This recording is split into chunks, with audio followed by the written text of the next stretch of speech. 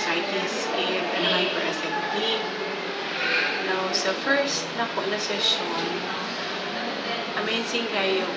I thank God na through this brain touch, through Doc, salamat Doc sa iyang he was used as an instrument for my healing. Sorry.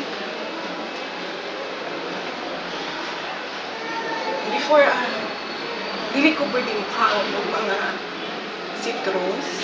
Kaya yung sakit ako ng tiyan. Especially sa pineapple. Din naman ko. You know, siguro mga 3 days after the brain touch, I really cried. Lord, thank you so much.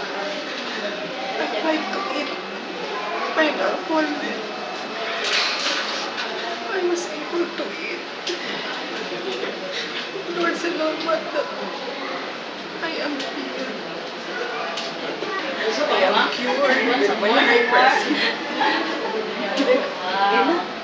That's it. So, I'm still praying na may high blood, asthma, and sinusitis. No need. Pretty severe na din siya kay in fact, acidity. Hindi lang siya na nag-burp ko. I constant burp. Pero masakit siya pag mukhaon ko mga taas kong acid. Especially sa mga citrus. Even ganit mga food ng mga ordinary. Sakit siya ako. I have constant nag-bowel ako. So after the treatment, Nawala din siya. As in, na-clear din siya. wala lagi siya ng sakit, wala na ako ng LBM. Okay. Last November, last December, I can eat well. Yung asthma ko, I did not take seriously my maintenance. Then I tried to, let's say, instead of 2 puffs twice a day, I use it one puff twice a day. So I was able to, I know there is an improvement. Okay. I reduced it by my own. And that's really a blessing. Okay. Honestly, it's really a great and amazing good siya. Okay. So I did not anymore take the medicine every morning before breakfast. So I stopped taking those. I have lots of medicines in our house because I did not take it anymore. Actually, because of my children, I'm here. Oh, okay. Because the 2 children, sila yung nauna.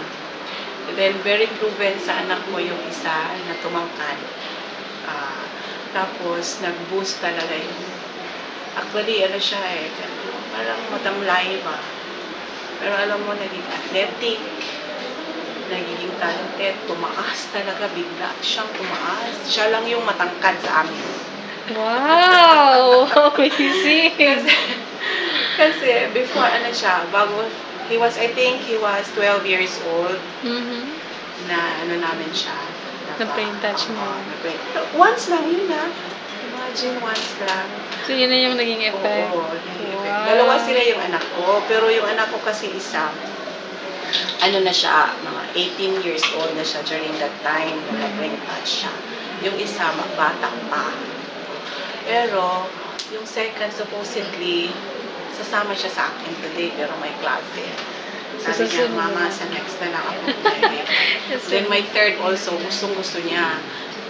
Pero, yung tumakad, ang sabi niya, may exams din siya. So, hindi siya, hopefully by February, meron. Yung may second, ito, kasama ko siya. This is the second time din niya today. Okay, that's very good. Wow. I expect healing again. So thank you so much. I really thank God. I thank Doc Lee for using God as an instrument